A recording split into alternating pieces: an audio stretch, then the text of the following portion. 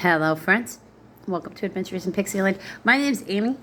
I'm an ordained minister, and we're in Bible study. We are starting a brand new book of the Bible today, Deuteronomy.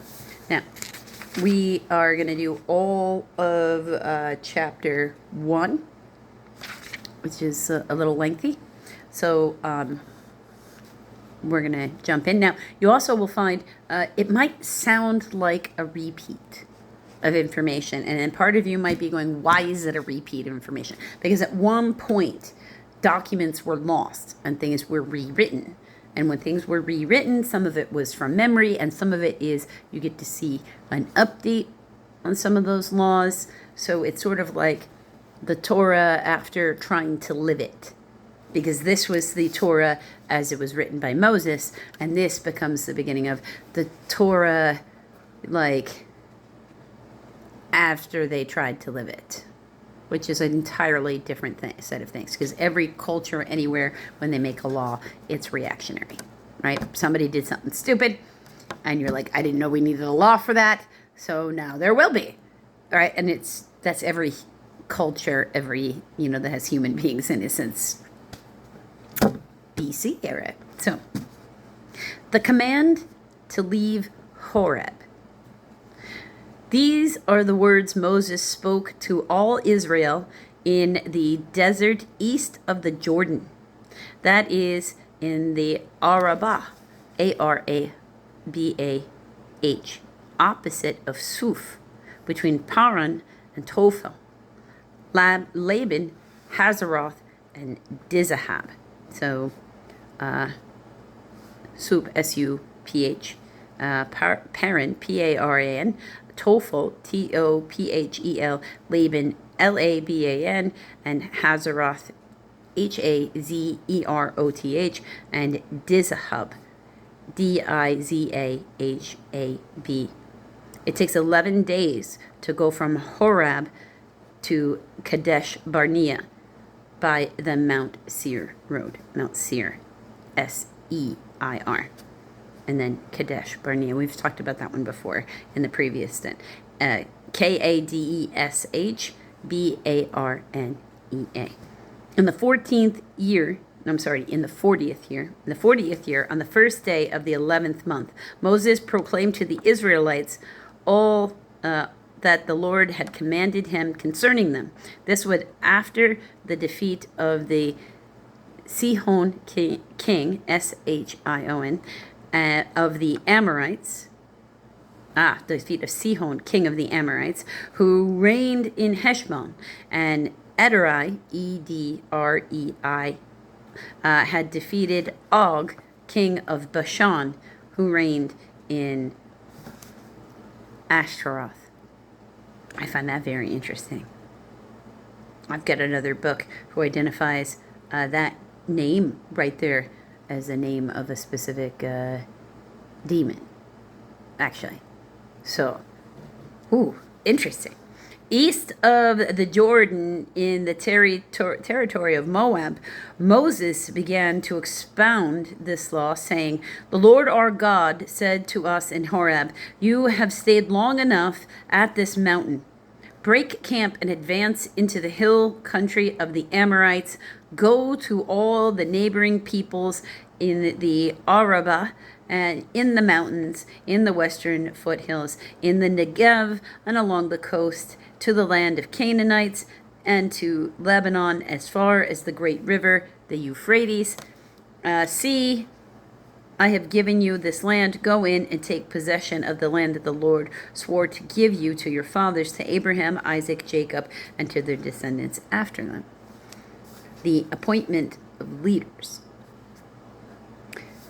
"At the time I said to you, 'You are too heavy a burden for me to carry alone.' The Lord your God has increased your numbers, so that today you are as many as the stars in the sky." Because we're like millions of people. I mean, they had, remember the marching at this point, because we just went over that. The standing armies got over 600,000 people in it.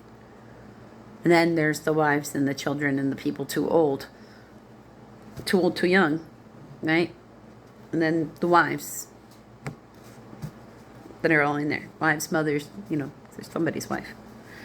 At that, or at least somebody's daughter, or, because in this culture at that time, that's the way they were brainwashed. So okay. So verse 11. May the Lord, the God of your father, increase you 1,000 times and bless you as he promised. But how can I bear your problems and your burdens and your disputes all by myself? Choose some wise, understanding, and respected men from each of your tribes, and I will set them over you. You answered me, what you propose to do is good. So I took the leading men of your tribes, wise and respected men, and appointed them to have authority over you as commanders of thousands, of hundreds, of fifties, and tens, and as tribal officials. And I charged your judges at the time, hear the disputes between your brothers and judge fairly, whether the case is between brother Israelites and between one of them and an alien. Do not show partiality in judging. You're both small and great alike. Do not be afraid of any man, for judgment belongs to God. Bring me any case too hard for you, and I will hear it. And at that time, I told you everything that you were to do. Okay. Spies sent out. Then, as the Lord our God commanded us, we set out from Horeb and went towards the hill country of the Amorites through all that vast and dreadful desert that you have seen. Okay, sorry about that. Verse 19, spies sent out. Then, as the Lord our God commanded us, we set out from Horeb and went towards the hill country of the Amorites through all that vast and dreadful desert that you have seen. And so we reached Kadesh Barnea. Then I said to you, you have reached the hill country of the Amorites, which the Lord our God is giving us. See, the Lord your God has given you the land. Go up and take possession of it, as the Lord, the God of your father, told you. Do not be afraid, do not be discouraged. Then all of you came to me and said, let us send men ahead to spy out the land for us and bring back the report and report the route we are to take and the towns we've come to. Now notice how that's different. In the previous book, in the book of Numbers, Moses sends them out. In this one, they come to Moses and say, don't just send us into war, send out people. The idea seemed good to me, so I selected 12 of you, one man from each tribe. They left and went up into the hill country and came to the valley of Eshcol and explored it. Taking with them some fruit of the land, they brought it down to us and reported, it is good land that the Lord our God is giving us. Okay. Eshcol, by the way, has to do with it because it was a cluster of grapes. That's kind of sort of where the name Eshcol comes from, the root of Hebrew terms, the Hebrew terminology for a cluster of grapes, at least. Rebellion against the Lord. I'm not versed in Hebrew, so somebody else could probably tell you where the root of that is better. But you were unwilling to go up. You rebelled against the Lord your God. You grumbled in your tents and said, the Lord hates us. So he brought us out of Egypt to deliver us into the hands of the Amorites to destroy us. Where can we go? Our brothers have made us lose heart, they say. The people are stronger and taller than we are. The cities are large, with walled up to the sky. We even saw Anakites there. So for Anakites, notice it's Anakites instead of, the Nephilim. Okay, and also, the people are like giants. So I'm going to some little bit of relativity for you when it comes to that. I'm not exactly a towering person myself. I come in at peek out at 5 foot 4.5 inches. And if you put me next to somebody who's well over 6 foot, I'm talking 6'5". I had this one coworker once where he was like 6'7".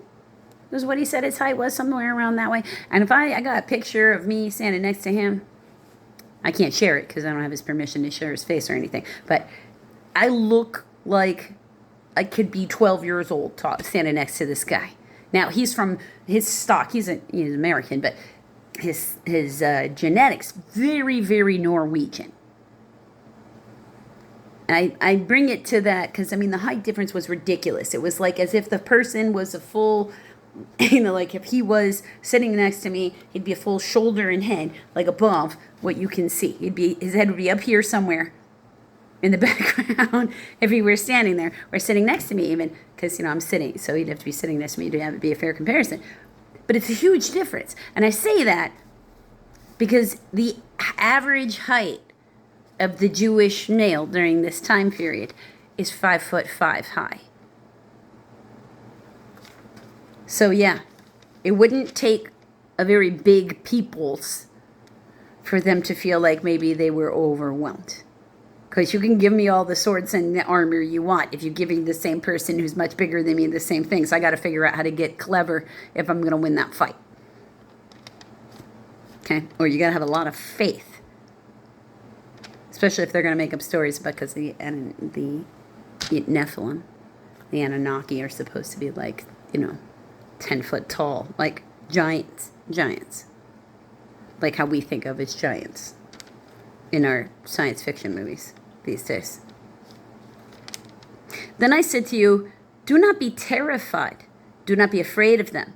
The Lord your God, who is going before you, will fight for you, just as he did for you in Egypt before your eyes and in the desert. There you saw how the Lord your God carried you as a father carries his son all the way you went until you reached this place. I mean, he was on call as a cloud or a ball of fire to guide them straight through the desert so they didn't die. So, I mean, come on. I don't know what's up with that. In spite of this, you did not trust the Lord your God, who went ahead of you on your journey in fire by night and in cloud by day to search out for places for you to camp and to show you the way you should go. When the Lord heard what you said, he was angry and solemnly swore, not a man of this evil generation shall see the good land I swore to give your forefathers, except Caleb, son of Jephunneh, Jephunneh. He will see it, and I will give him and his descendants the land he set his feet on, because he followed the Lord wholeheartedly. Now, and also, okay, here we go. Because the Lord became very angry with me also and said, you shall not enter it either, but your assistant, Joshua, son of Nun, will enter it. Because that's what I said. There's two. Because one of them is Moses, is his, assistant, is, his replacement. Encourage him, because he will lead Israel to inherit it. And the little ones that you said would be taken captive, your children, who do not yet know good from bad, they will enter the land. I will give it to them, and they will take possession of it. But as for you, turn around and set out towards the desert along the route to the Red Sea. That is the Sea of Reeds. Like, oh, you want to go back to Egypt, do you? We can turn this car around. Then you replied, we have sinned against the Lord. We will go up and fight as the Lord our God commanded us. So every one of you put out his weapons, thinking it was easy to go up into the hill country. But the Lord said to me, tell them, do not go up and fight, because I will not be with you. You will be defeated by your enemies. So I told you, but you would not listen. You rebelled against the Lord's command, and in your arrogance you marched up into the hill country.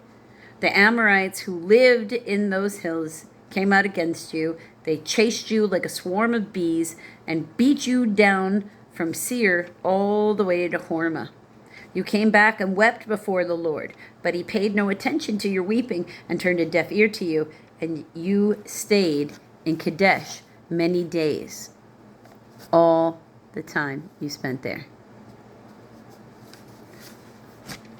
So, That's the end of the first chapter of the fourth book of the Torah that is sitting in our Old Testament of the Bible. Till the next video, friends.